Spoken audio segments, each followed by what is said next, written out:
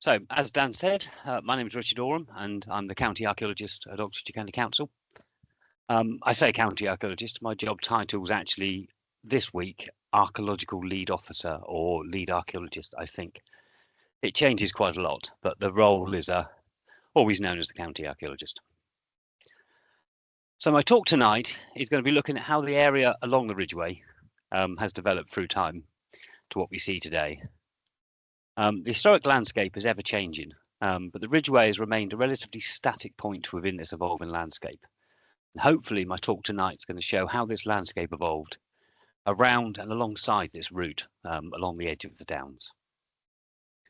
I hope to show how the landscape itself, the topography and the geology influence this development.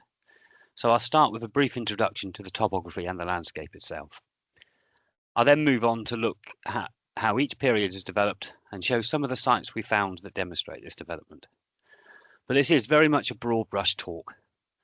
We've got so much more evidence than I could possibly show in an hour, and so much more detail that I can include and conclude. But I thought I'd start by looking at the physical landscape of Oxfordshire. The reason I use these maps, these are all taken from the Terrain 5 data. I use these maps because boundaries like Oxfordshire are not particularly relevant in the past. They're very much a modern boundary. And in fact, this red boundary that we've all known as our county for since '74 is likely to change again very shortly. But I had to start somewhere. So Oxfordshire itself is dominated by this large channel that runs through the centre of the county. And we have the higher grounds of the Cotswolds and Cherwell to the north, and the North Wessex Downs and the Chilterns to the south. And through the centre, we have the line of the Carillion Ridge, a limestone outcrop. And to the north of this, we have the line of the Thames that snakes its way through and eventually comes out at the Goring Gap. And this triangular area of land here becomes quite interesting archaeologically. And as we will see, it does look as if the control over access to this land is of quite some importance as we move through time. And the area we're going to be looking at is shown by this purple rectangle here.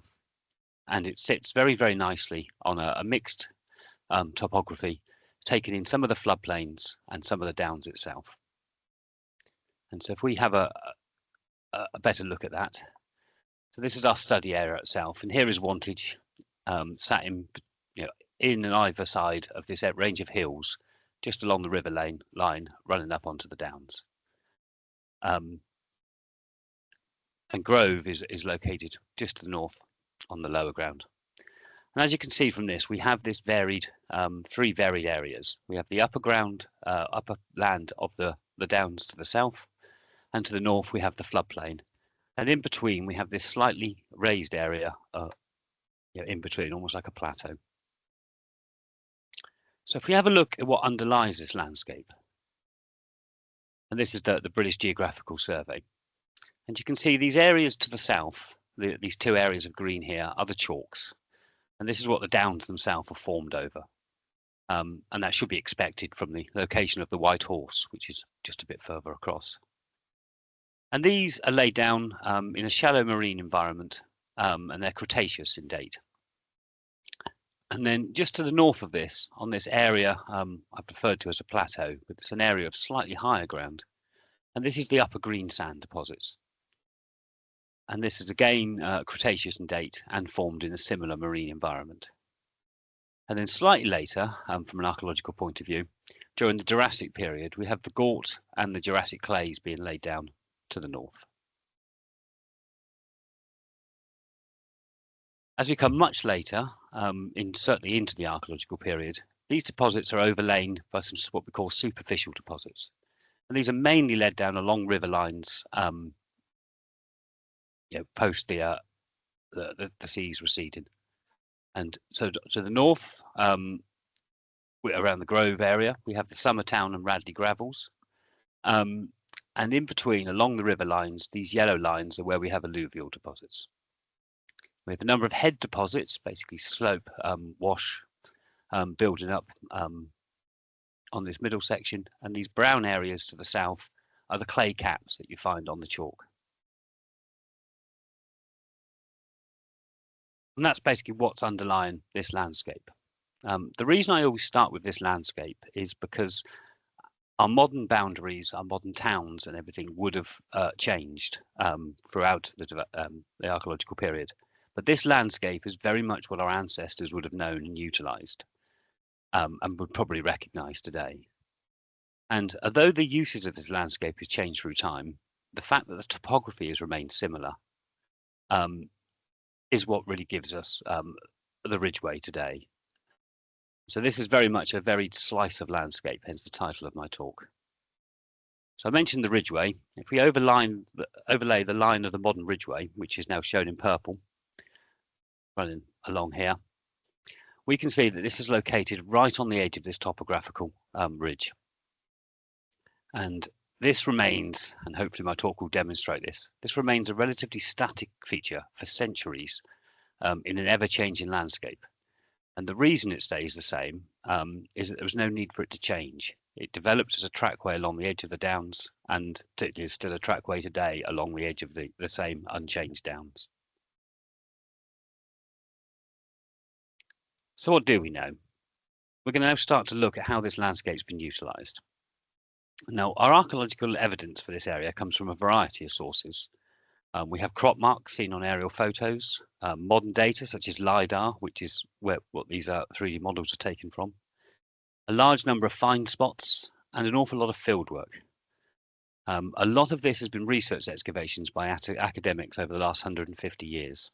But since 1991, when archaeology became part of the planning system, we also have a lot of evidence from commercial fieldwork undertaken ahead of development.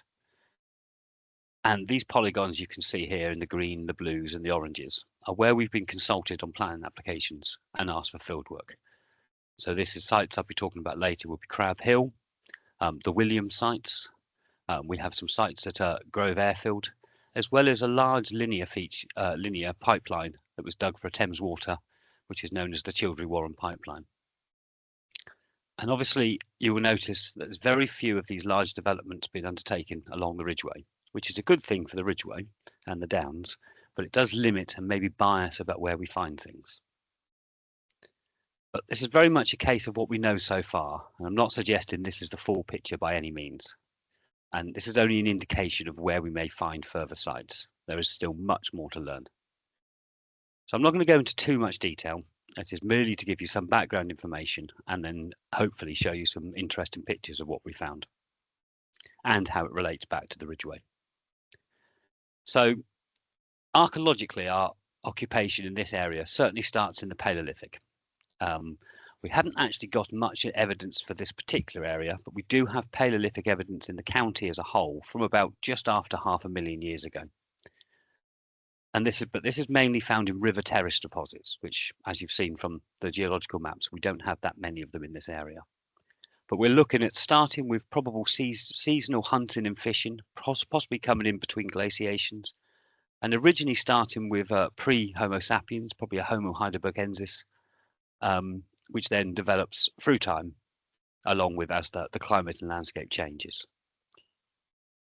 We have found Paleolithic evidence at Lodge Hill at Abingdon from about 360,000, and it's likely that this area was utilised during this period. We just don't find the evidence.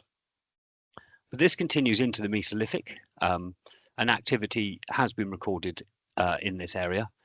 We mainly find the Mesolithic in forms of tools found in later contexts, although we do find Mesolithic structures very rarely in the county, but we have found one at Didcot.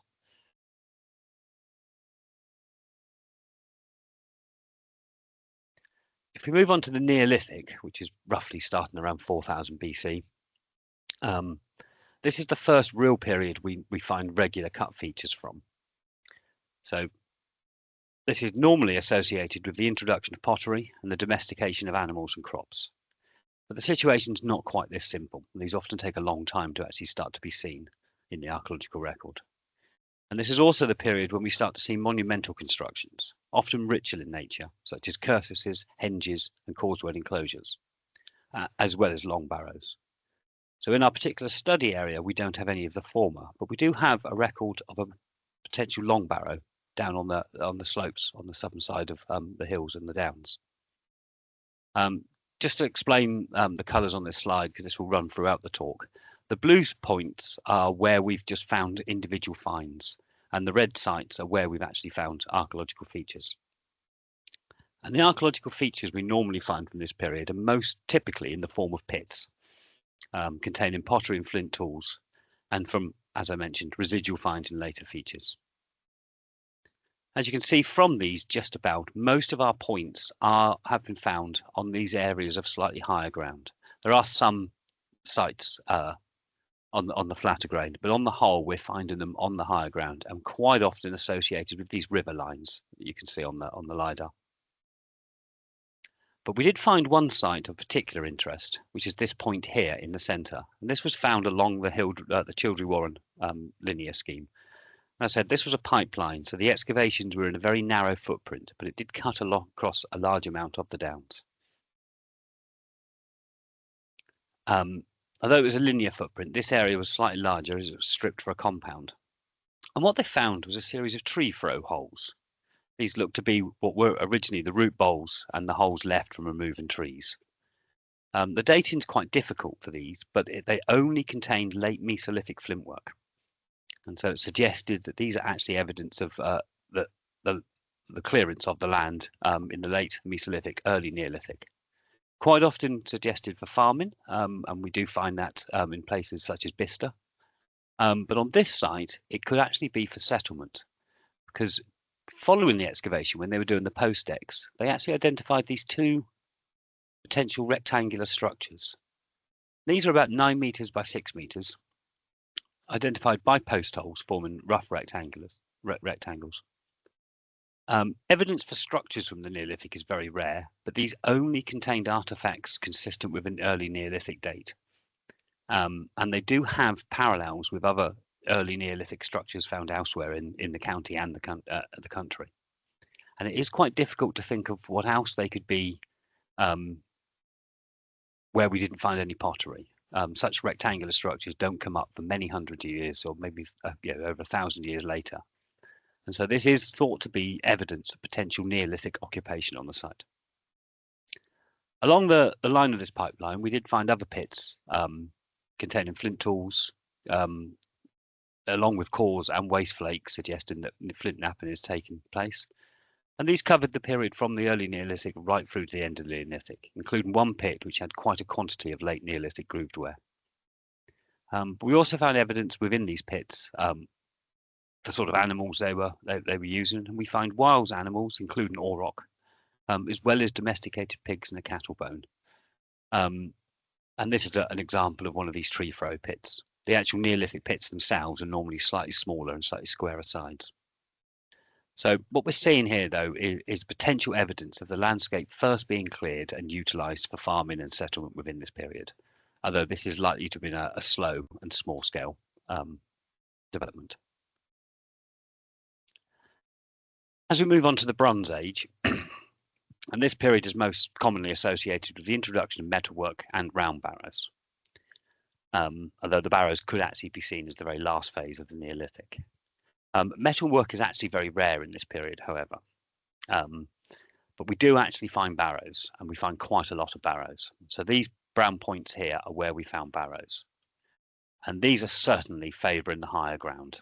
As you can see, a concentration here and on the slightly higher ground here, and almost everywhere you look is on a slightly raised area. Off the actual downs themselves, they're often associated either side with these river lines, as we've seen with the Neolithic remains. But you also see a large collection of them along the line of the Ridgeway. And this, I've included the Ridgeway because this is almost certainly starting within this period. It's very difficult to date the Ridgeway because it's a modern track, but this association with these barrows, and it's not just in Oxfordshire we find barrows along it, there are barrows along the entire length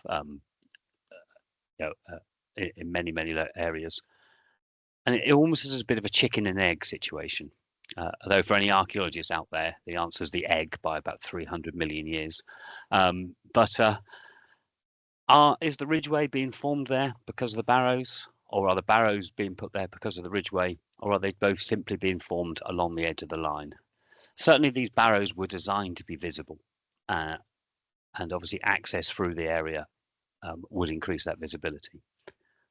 So there's certainly a potential for the two of them to be related and around the same date. If we look at the full records, and again, the blue spots are where we find fine spots, and the red ones are where we've actually found evidence of activity, physical features, we see an awful lot more points. There is a slight bias on this, however, because a lot of these red points you see to the south actually relate to field systems. And this is one of the main things we find across the county, and in this area particularly. Whilst evidence for the early Bronze Age is quite slight, we do find quite a lot of evidence for the development of field systems within the Middle Bronze Age. Starting in the Middle Bronze Age, moving through to the late period, we start to see widespread field systems. And we also start to see the introduction of roundhouses. We see some in the Neolithic, but they do get to start to be slightly more common. And we go back to the site I pointed out, or the Williams site, just around Grove, we actually see an example of these field systems. So here, ahead of development, a number of areas were stripped for an excavation, and this recorded a series of enclosures connected alongside a central trackway, which you can see here, with a whole series of enclosures cut and reorganized through time coming off of these. And almost all of these contain evidence or contain dating from the Middle Bronze Age, including a large Devil Rimbury pottery vessel from a structured deposit, and a number of burials from some of the pits. We didn't have any evidence of any clear early Bronze Age pottery, but it's clear from this plan that a number of these features were reorganized on several occasions, and you can see quite clearly here a number of these pits cut, these ditches cutting each other. And it is possible that some of these earlier features, the undated features, could have actually dated from the early and Middle Bronze Age. We also start to find evidence of quite large monumental features. And if you can see this area of higher ground on this map here, we can actually see this enclosure sat at the very edge of this higher ground. And this was impacted by the slip road coming into the Crab Hill development. And so we had an evaluation, and following the evaluation, we stripped the area of the slip road, which is this area in red. And what you can see is we found it was actually quite a substantial enclosure. This is a slot through the ditch, and it's slightly over 2 meters deep, several meters wide. And these lower fills of the feature contained only late Bronze Age pottery, with the very last phases of it being backfilled containing late Bronze Age and early Iron Age pottery. So it seems that it existed only in the Bronze Age and went out of use at the very end. And interestingly enough, just on the inside of it, and on the insert you can see these clearer, we had a line of post holes that follows the line of the ditch. And these are thought to be a fence or a palisade that marks the internal side of the enclosure. So this was definitely trying to separate the inside from the outside. This was quite a statement to put.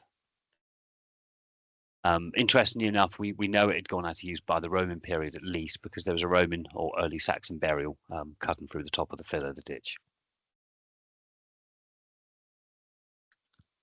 And this is that feature you can see just on the edge of the hills here. And given its location, it would almost certainly have been visible from the Ridgeway. So I mentioned these field systems.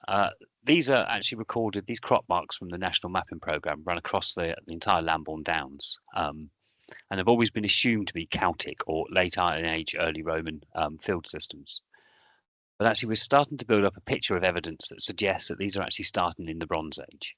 And indeed, an excavation across one of these crop marks, just to the east of this site at Hagbourne Hill, recorded a large Bronze Age ditch with placed pottery deposits at the base. And these earthworks actually survived, or these field systems actually survived in many cases as earthworks during the war, and some, before the war, and some still do. And we've mainly recorded them on the Downs, but as you'll see later, that this could be where they've survived. At some stage towards the end of the Bronze Age, and certainly into the Iron Age, there is a linear feature called Grimm's Ditch, a large ditch dug along the very base of the Downs, which as we go move into the early Iron Age or the Iron Age section, you see will start to become quite interesting and can potentially control an access across the downs. So if we look closer at these field systems and the Ridgeway, we can see the modern route of the Ridgeway clearly cuts through a number of these features. However, we do also have the line of a ditch or trackway running just to the north of these that clearly forms part of them. And this is likely to be the original route of the Ridgeway. And this is why I mean it hasn't moved far. It's a fairly static feature. And it's very likely that the Ridgeway connected up this field system. Interesting enough, that for location, this is the Devil's Punch Bowl. And this small valley coming onto the downs is, again, we have an archaeological activity I'll be mentioning later.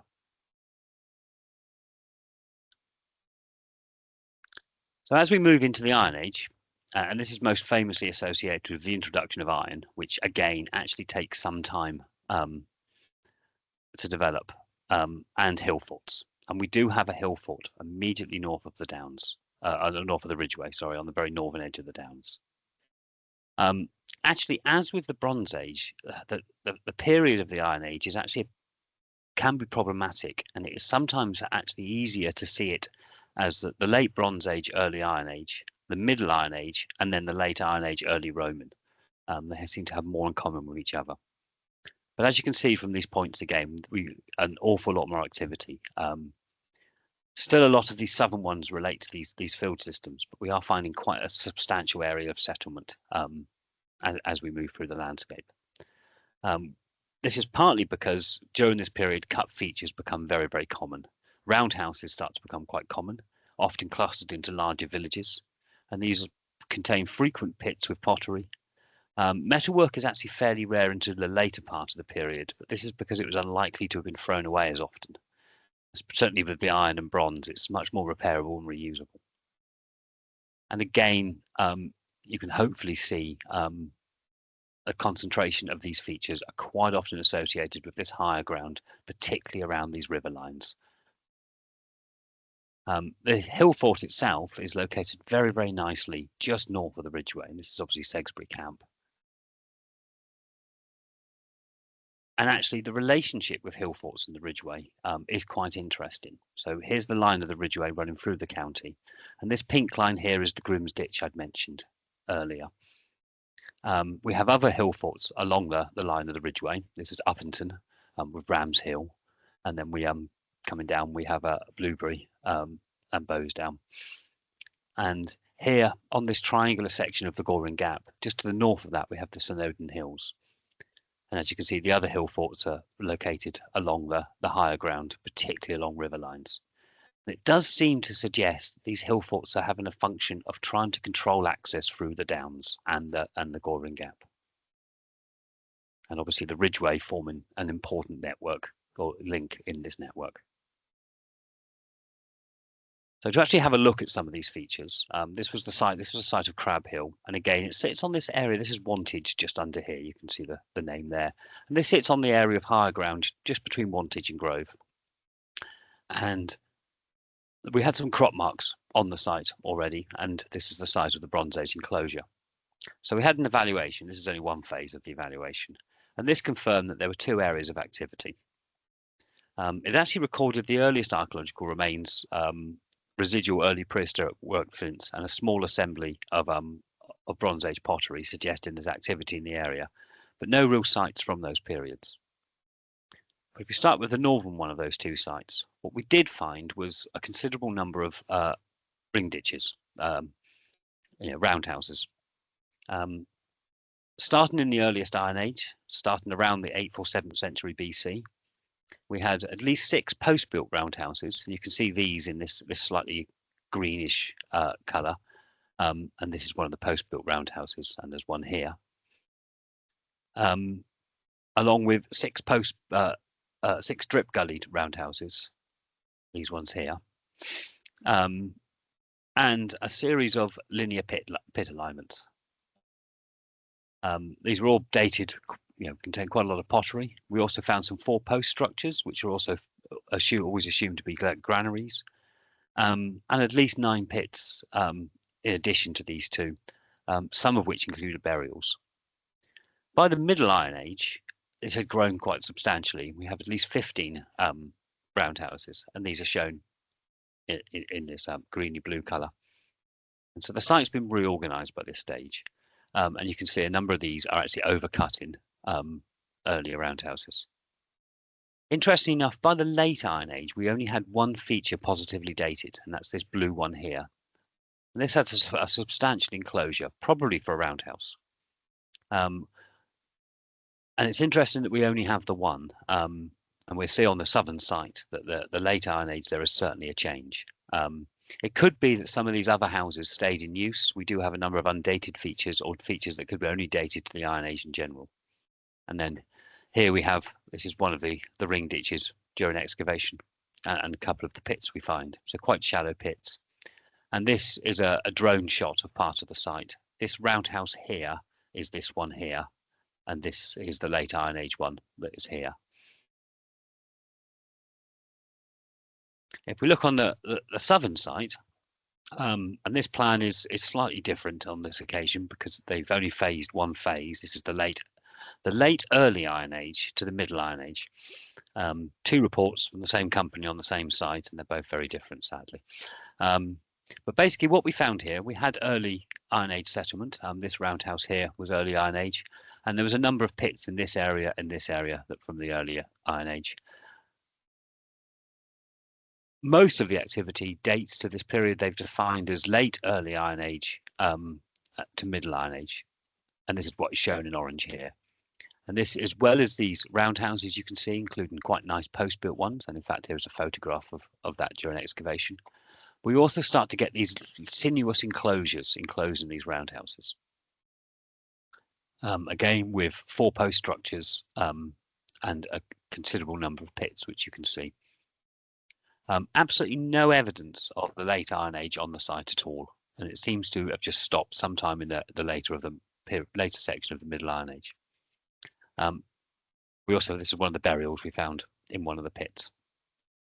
And this is a fairly similar pattern to what we see on sites recorded elsewhere in the immediate area, such as with the Williams site and Monk's Farm in Grove, where a small amount of early Iron Age settlement is then replaced by a larger Middle Iron Age settlement, often grown into a later Iron Age settlement, or in some cases like here, the activity ceasing. And much later in the Roman period, we have this large field system ditch cut across the western part of the site.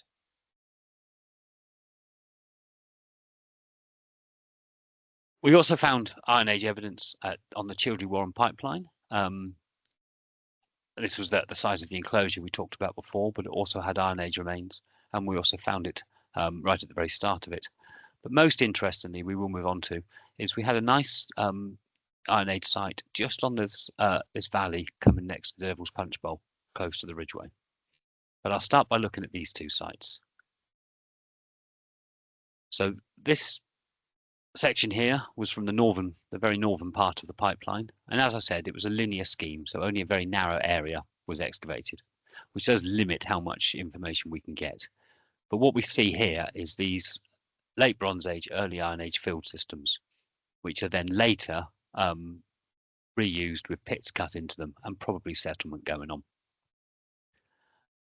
If we look at this plan, and this was the plan we saw earlier from the compound area, which had these line of Mesolithic, Neolithic clearance pits, we actually have this odd pit alignment. It's called a pit alignment, and you do get such alignments in the Iron Age, but this one didn't quite look as neat or as balanced, as even as other pit alignments. And the pits are not as large, and they're almost like post holes. But we did also catch it on the easement strip for the pipeline itself, and you can see on this plan how it runs through. And in total, we found this alignment running for at least 110 metres, although its full extent's unknown. And initially, we thought it was heading to the hill fault. But when it was actually put into PostX and they actually plotted it, it actually goes to a river valley just to the east of the hill fault.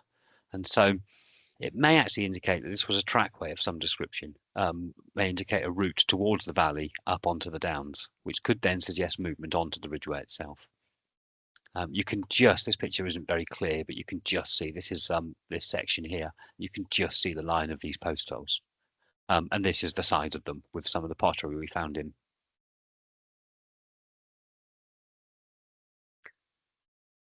If we move to the site I pointed out just below the Devil's Punch Bowl along the valley, we have much clearer evidence of Iron Age activity. Here, what we found was a series of interconnecting roundhouses and a large number of pits and a four-post structure. And the geophysical survey suggested there were many more pits outside of the area. And these series of roundhouses, 9 to 13 meters in diameter, starting from the early Iron Age and running through to the Middle Iron Age. It's a similar pattern to what we see at Crab Hill. And a number of burials were found in some of these pits, including burials found in these two pits here. But it's uncertain from the phasing whether these were buried inside this roundhouse or related to this roundhouse outside it, and this happened to be built on top of it. A number of these were storage pits, most of them domestic, but as I said, some did contain human remains. And one particular pit, just to actually say, this is the section of the pit group we see here, and a number of these pits, and one of the roundhouses. This pit here was particularly interesting, and it contained 2 human burials and an animal burial. And what had happened, the pit was dug, and initially a child was buried at the very base of the pit. This was a crouch burial, and it was between the child was between 1 and 2 years old. The pit was then partially backfilled, and then onto that backfill, an articulated remains of a dog were buried, but only a part of a dog. This was then backfilled some more, and all of these deposits were dated firmly to the Middle Iron Age, and an adult burial was found. And here is a photograph of the adult burial. And this was in a very unusual position. The legs were splayed, bent, knees pointing outwards, and lower legs pointing inwards, almost as if it was a position similar to childbirth. The feet had been snapped off from the ankles and placed to the right of her torso. And this would have happened whilst the body was still together. And finally, the hands were found above the skull, almost as if they'd been tied. We do find a lot of odd burials in the Middle Iron Age, and we shouldn't read too much into what this means, because we don't know exactly what burial and death meant to them. But even for the Middle Iron Age, this is a particularly interesting burial. Isotopes were done to work out where they could have grown up, and they certainly were not a local. There was some suggestion of Yorkshire, but isotopes are always a little bit difficult. You always end up with more than one location they could come from. And the other thing is chronology. So these were C14 dated, and the dates that returned, whilst they could be contemporary, there could be a generation apart between the burial of the child and the later burial of the human. So very difficult to tell exactly what's going on, but certainly a very, very interesting find. So we then move on to the Roman period, and this is best, most famous for the introduction of a new culture, part of a widespread empire. And what did the Romans do for us? Well, roads, villas, bathhouses, trade, new religion, temples, amphitheatres. And interestingly enough, we do have most of these within a short walk of the Ridgeway. So we have a Roman road that comes down from Oxford, coming through Frilford, heading down to Wantage. And further up, I mentioned Frilford, we actually have an amphitheatre and a temple. We have a number of villas. These are the houses shown in purple here, one in Wantage itself, one to the north of Wantage I'll talk about shortly, and a number either side. And we have other Roman temples along the line, with at least 2 Roman temples along the line of the Ridgeway. And again, you'll see many more points. And so in addition to just the finds and the sites, I've actually highlighted where we have settlements. I've highlighted in brown. And here is where we start to get our excavation bias. We have an awful lot of settlement sites along the line of this road. But if you remember back to where we've been consulted, this is where we've had most commercial work, and we will certainly find a lot more archaeological sites. But what's quite interesting is these 2 settlements here, or potential settlements, right along the line of the valley coming off the downs. And they would join up very nicely if this road continued. And so if this road continues on, it could well join up with the Ridgeway. What's also interesting is the sheer amount of points we get for Wantage itself. And there is considerable amount of evidence of Wantage for Roman occupation, including a large number of stone foundations for building. And this is likely to have been a market centre. What we might be quite tempted to call a town, even if the Romans didn't actually see it as such. So if we have a look at how this lies in with the overall county, these are the other large Roman settlements or larger Roman settlements in the county. And these are all likely markets. As you should be able to see, there is actually quite an even space in between these. Obviously, Wantage sits here. And again, the line of this road from Oxford could easily extend onto the downs. There's two notable gaps you will notice, one around Farringdon and one down around Henley. So it's worth noting that these centres, Chipping Norton with the purple square around it, has only been really recognised in the last couple of years. So again, there is certainly more to be found, and I wouldn't be surprised if a larger Roman settlement in this sort of area turned up. So I mentioned we found a number of villas. This is one that you may have seen in the news. It's just been, it's currently in excavation as we speak. And this is located, this is the Williams site I mentioned earlier with the Bronze Age field systems. And this villa has been found along the line of this river, very close to the line of the Roman road, between Wantage and Grove. And as I said, this is very much an emerging, ongoing picture. So this was located in an area of fairly dense Iron Age settlement activity, including enclosures, roundhouses, trackways and field systems, which likely started in the Bronze Age. And then this is very much reorganised in the Roman period, and a villa is constructed. And this villa consists of a range of buildings rather than just a single one. There was a large aisled villa here and a number of other smaller buildings. The phasing is still being worked on, and we won't know until the excavations are complete, but it does appear to be running from at least the 1st century into the 4th. And as I say, it's an emerging picture, and these buildings we see here are now much more exposed and cleaned up. And this is a drone shot of the red building we saw there. This has actually been rotated, and this is a line of column bases with a corridor and a whole series of rooms. And these rooms appear to have had painted plaster, as we can see on this image here. We also found tesserae for a mosaic floor, but no in situ flooring has been found. But the villa also has that other classic Roman feature of a villa, and that is a heated floor. And tiles for a hypercore system, a suspended floor that hot air could blow underneath and then along into the walls, were found here. And these are the tiles you can see. And this is just a photograph of some of these excavations and some of these walls.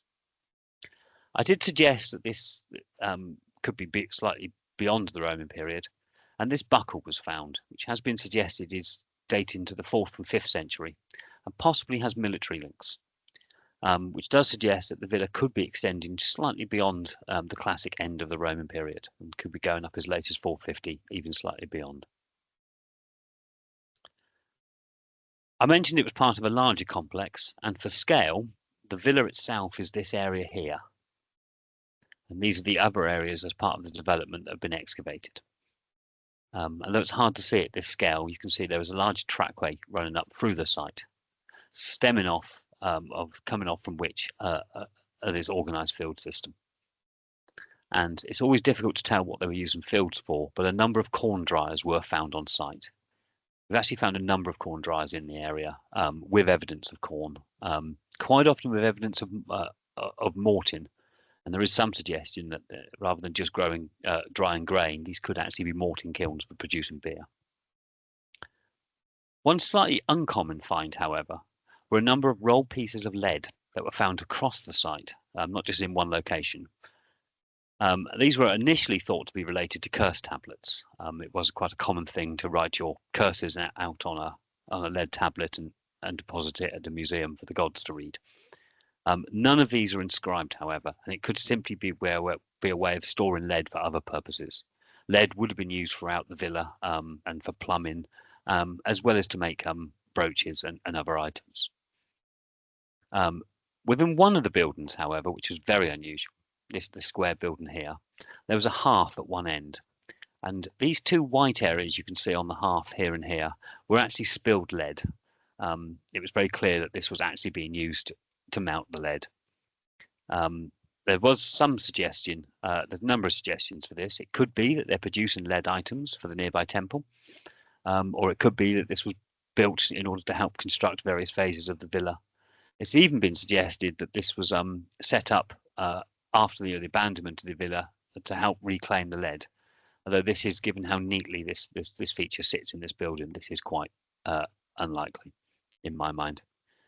Obviously, the excavations here are still ongoing, and most of this has been taken from their press releases. And there will be an awful lot of post-ex assessment needed to be done before we know the full picture. But it's certainly one that will add considerably to our understanding once complete. It wasn't the only site to see reorganisation in the Roman period, and this is the settlement site at Crab Hill we looked at, and you can see these the roundhouses. By the Roman period, these have been swept away to some extent, and this field system built in. I say to some extent, it is possible this late Iron Age one could have continued. But we also found a number of corn dryers on this site, and we've also found them on the Williams site. One of these corn dryers actually had a human skull in the backfill. And oddly enough, this is not uncommon. At Great Western Park in Didcot, we had an actual whole inhumation had been placed inside the flue of the corn dryers. And it does seem to be they use inhumations as a closing up deposit for these features. This is one of the ditches to show the Romans did know how to dig very nice ditches, and one of the pots that was found during excavation.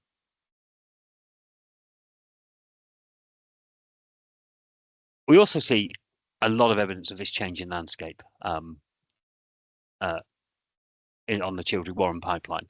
And this is, again, this is that valley where we had the Iron Age settlement site and the unusual burial. And just between this and another Iron Age site, we had a whole series of late Iron Age, early Roman pits, which were then cut by early and middle Roman field systems. And then towards the very end of the Roman period, we had some quarry pits put in, and the very final phase was a number of linear feature or small rectangular features found at the very southern end. And these turned out to be a grave, a cemetery. You can see the cemetery here under excavation. And there were 16 graves in total, which actually contain 19 burials, the majority of them north-south. Obviously, some graves contain more than one individual. And apart from a single neonate, almost all were males. And very unusually, there were more females present than male. One of which contained a late 4th century, slightly incomplete bone comb with zoomorphic or animal decoration. And this was found near the head, so could well have been used in the hair. And you can see these burials here. We've used some of the natural stone as makeshift coffin liners. We also had a decapitation burial, and you can see that here. And this is where the head's been removed and placed at the base of the feet. This is quite common in the Roman period, although we're never quite sure why. I do have a vague memory in my head of reading something from a Roman primary source that you do this if there's bad spirits in the house after a burial, but for the life of me, I cannot find the reference. So we don't know why they do it, but it is certainly not uncommon to find. This is very much the final act of the Romans in this period. Hopefully some of you would have spotted that as we move into the Anglo-Saxon period or the early medieval, a massive drop off of points, and this is very, very common in this county. The Anglo-Saxons, particularly the early Anglo-Saxons, always difficult to spot. This may be a lack of cut features. They tended to dig less pits and less field systems. But it could also be that they're continuing to use Roman sites and materials for some time.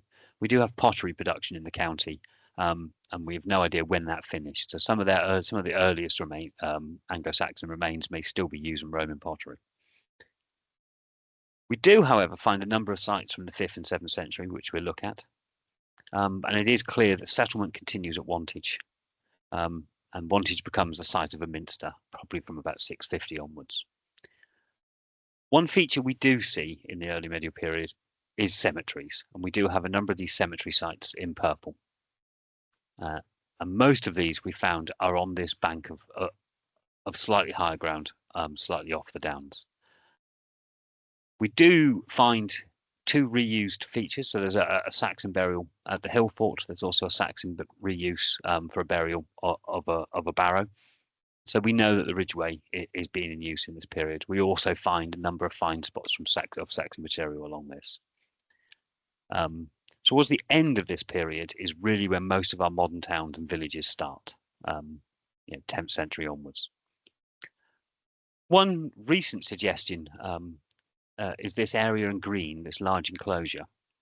And this has been suggested as a site of a deer park, in fact, Alfred's deer park, which is known about in historical sources. This has been suggested recently. Such things are quite hard to find, but we did find a Saxon ditch on Crab Hill in this location that corresponds very, very clearly with this feature. And obviously, Alfred is very strongly linked to Wantage and potentially born there. We do find much more substantial Anglo-Saxon evidence, however, and I mentioned 5th to 7th century evidence. On this site, just to the west of modern-day Wantage, we found a considerable number of early to middle Anglo-Saxon sunken featured buildings.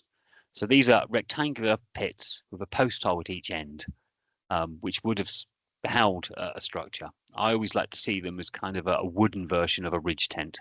We have a post hole at each end connecting a roof that then sits over this shallow square pit. And these are generally dated to between the 5th and 7th century, but it'd be quite difficult to date them. From these, and I said there were 16, potentially 17 of these, and these are shown on this plan, and these areas in orange. Quite a lot of Saxon material was found, though, including a double-ended pin beater, an iron knife, and a whetstone and a grindstone. Part of a low rotary quern was potentially was found in one, was actually potentially from of Roman origin. But we also found a single sunken featured building at Crab Hill as well. So we certainly can see that the Anglo-Saxons in the 5th to 7th century are living in this area. As we move into the medieval period, we do have a lot more sites for this period, a lot more, as you can see, red points.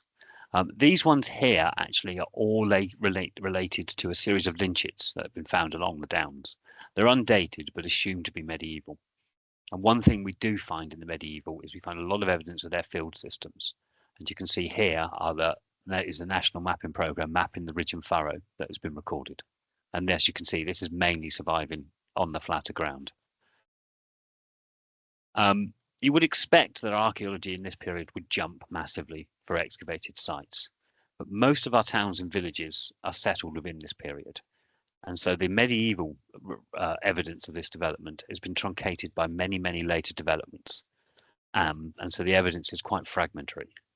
And we also have, because these are already populated and built up areas, we have far less large developments. So the excavations are quite small and piecemeal, which actually makes them very, not particularly photogenic for talks such as this. But we also actually start to have a number of standing buildings. Some of our farmhouses started life in the medieval period, and we do have a number of buildings surviving. We do know that the Ridgeway is in use during this period, and this is when we first start to get documentary evidence for it. Not all medieval settlements did continue into the modern day, however, as we can see at Tulloch, deserted medieval village. And these are sites where we really can see evidence of the medieval development. So this was known from historical records. It wasn't in the Domesday Survey, but it was mentioned in 1374. And you can see this is the river line and the road coming out of Grove. This is Grove itself here, and it's just off to the east of Grove. And this was investigated by the Wantage Field and District Field Club in the 1960s, which recorded medieval remains from the 12th to 14th century. And it's probably mainly deserted by the 15th century. And this survives as a series of very low earthworks, under which are floors, walls, and halves alongside this central road. And you can see from this plan how nicely their settlement relates and works alongside the ridge and furrow. It's interesting also how nicely this plan drawn up in 1966 drops so beautifully onto modern day GIS and LiDAR. It's not just from archaeology itself that we can see the development of this landscape and how it relates to the Ridgeway. And so we can actually use what's called the historic landscape characterization. So this characterized land use from a series of consistent maps. In this example, it used the Roke map of Berkshire in 1761, the early edition OS maps, particularly the 1880 series, and modern maps. And this characterized the use of individual parcels. And one thing it can show is the development of landscape. So here we can see an open field system in this slightly stripy brown is surviving on the area in 1761, surviving on this area of slightly higher ground, with enclosure starting probably around 1760, start to take the areas to the north, and a whole series of the slightly greener olive colour is untouched ground. This is wild land. This is basically still as it was. And this is where we find the evidence, and probably why we find the evidence of the earlier field systems there. So the Enclosure Act for Wantage and Grove was passed in 1803, although, as I said, the situation, the process was already starting by 1760, very much starting on the lower ground to the north. Within 100 years, you can see that this has changed quite dramatically. Enclosure has now spread to cover most of the downs itself and the line of the Ridgeway.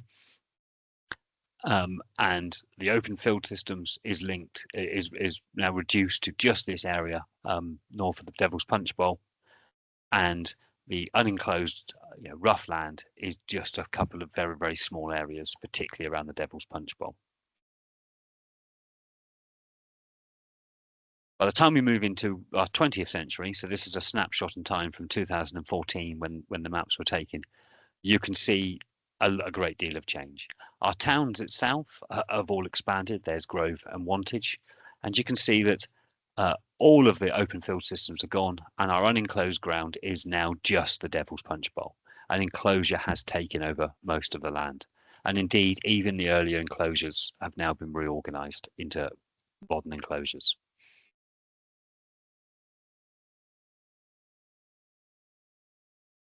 So that brings me to the end of my presentation, and hopefully that's provided some background to the development of the area.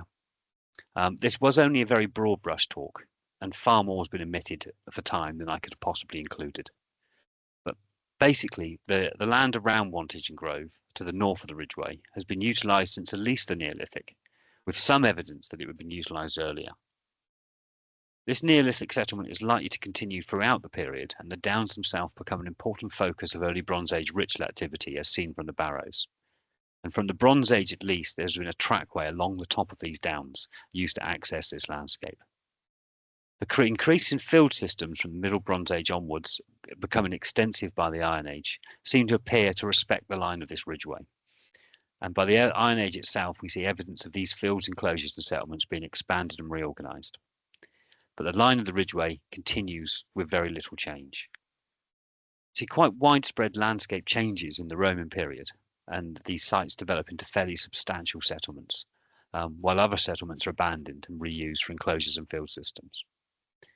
And the use of this landscape continues to evolve through the Anglo-Saxon period into the medieval and our modern day.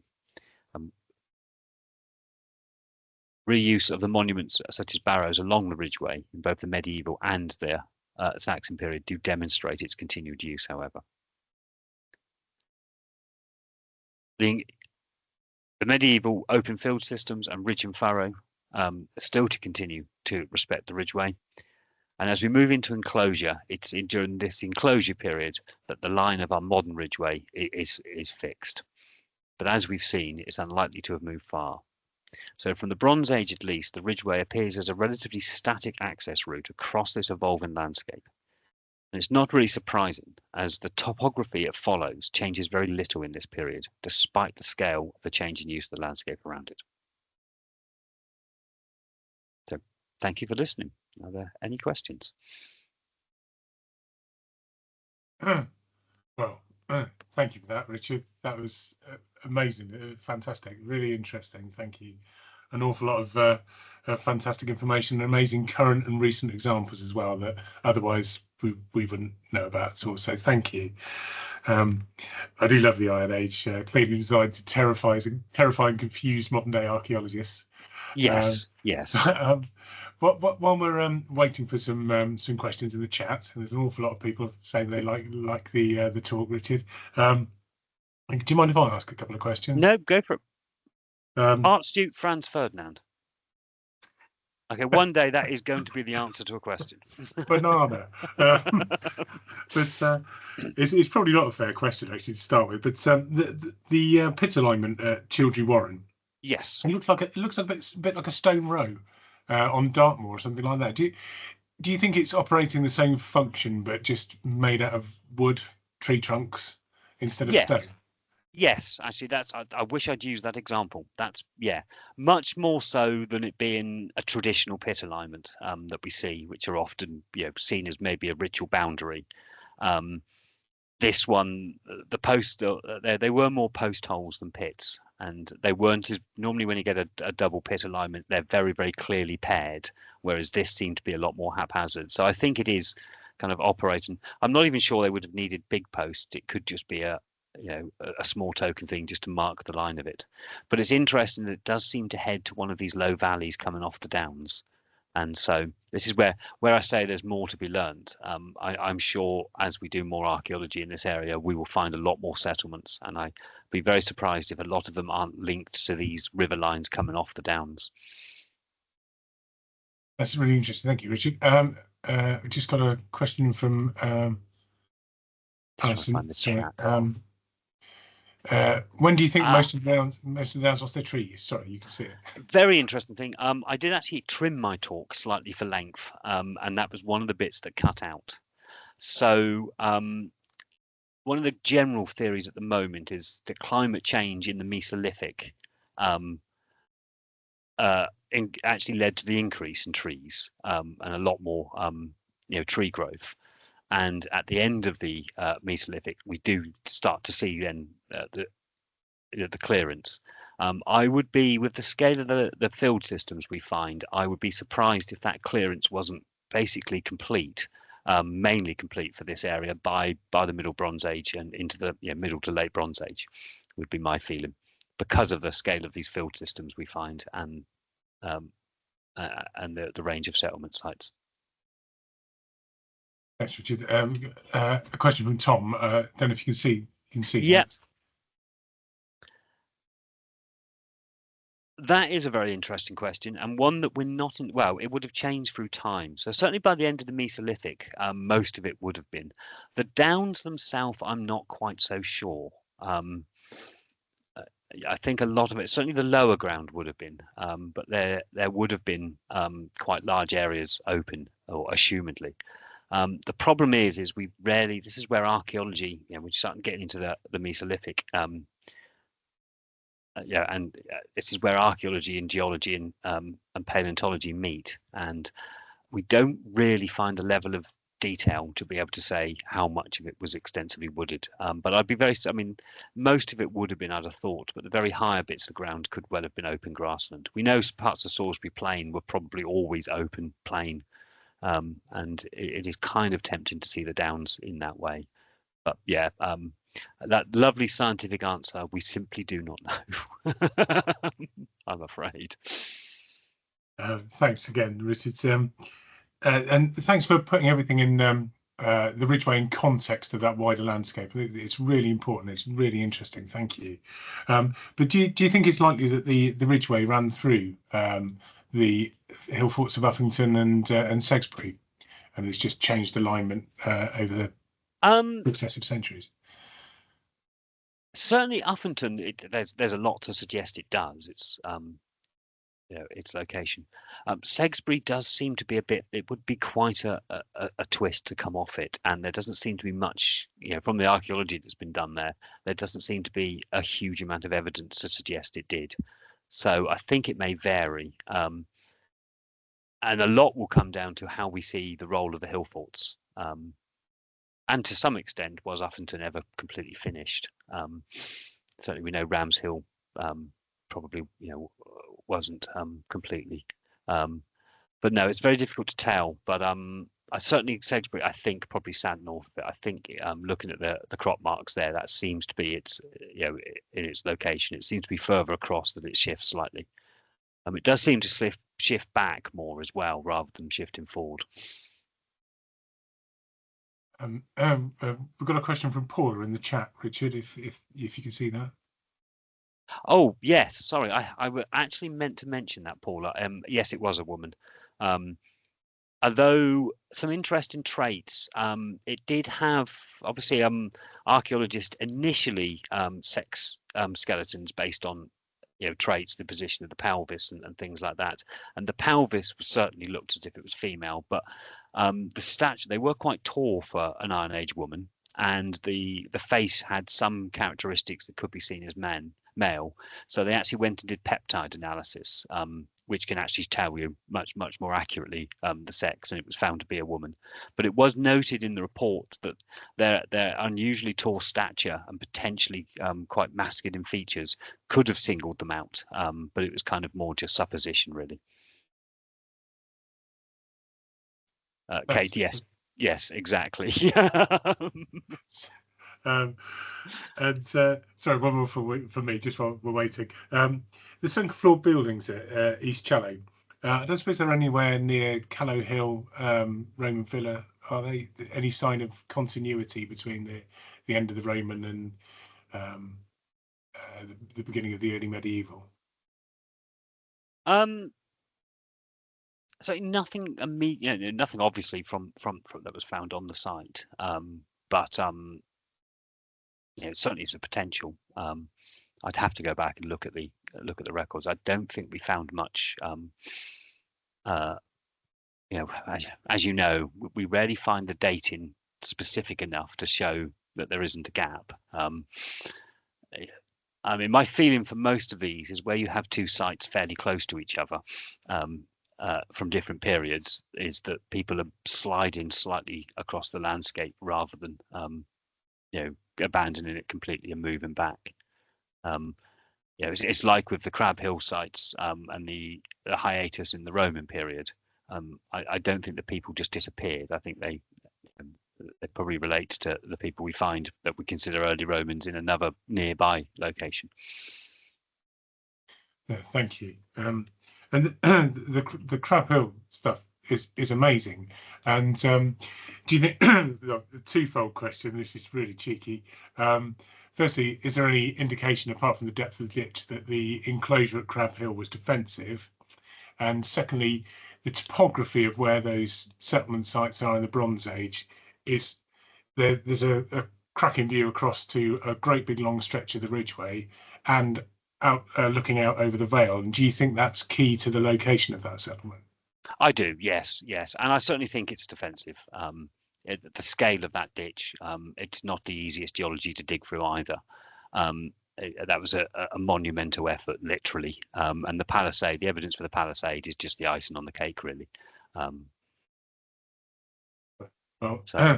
Just in one in the talk, I would certainly recommend. I would certainly recommend the Hill Fort and the Devil's Punch Bowl.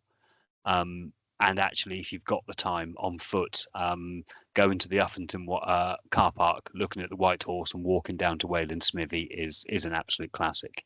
But in this particular study area, the Devil's Punch Bowl, there's not a huge amount to see, but you will see very slight earthworks, and you can see some of the earthworks from the field systems as you walk along the downs there.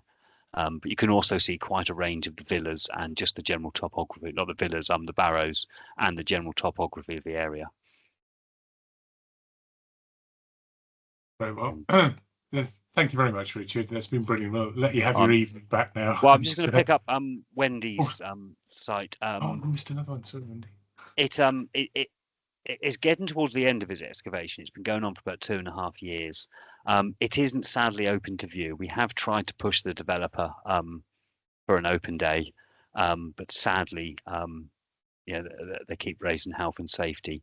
But Red River Archaeology, if you type in Monk's Farm, Google Monk's Farm Red River Archaeology, they have produced a number of videos and presentations, and it has even been featured on Digging for Britain, and you should be able to find that online.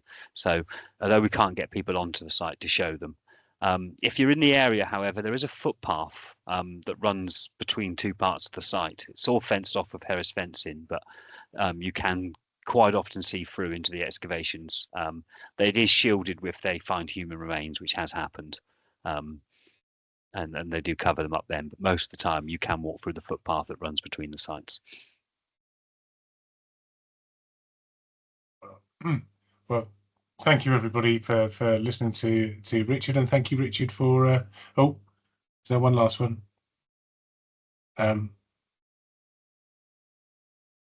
Yeah, Paddy, it is always a shame that we have to lose the archaeology.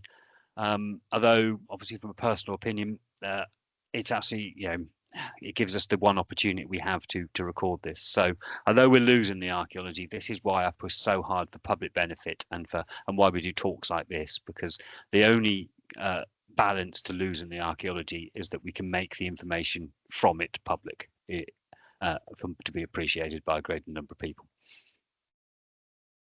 Thanks, Paddy, and thanks, Richard. I'm really very grateful. That was great. Thank you. Stop sharing, actually.